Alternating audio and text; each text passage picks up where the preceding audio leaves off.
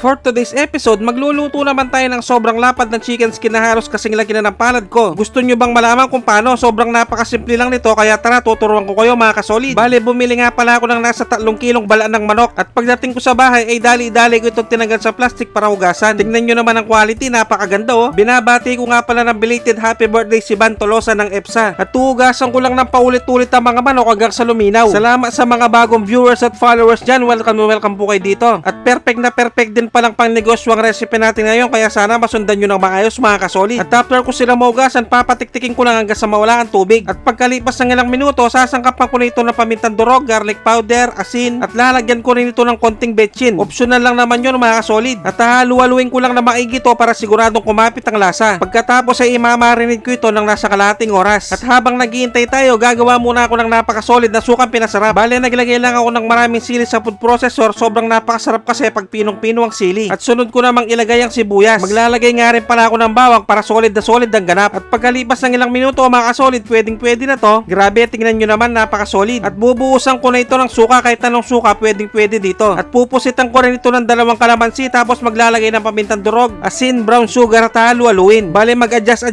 na lang kayo conforme sa panlasa nyo. At gagawa naman ako ng napakasimpleng breading. Bale, naglagay lang ako ng harina at konting cornstarch. At nilagyan ko rin ito ng iodized salt, pamintang durog at garlic powder. At nagpapashoutout nga rin pala si Renji Alagon ng Bayambang Pangasinan. At pagkalipas ng kalahating oras, start ko ng i-breading yung mga minarinate kong balat ng manok. At siguradong umabot na rin kayo sa part ng bidyong to mga kasolid. Pwedeng pakicomment naman kung tagasan ka para malaman ko kung saan narating ang bidyong to. Maraming salamat. Bale, nagpapainit na rin ako ng mantika mga kasolid. Start na ako magprito.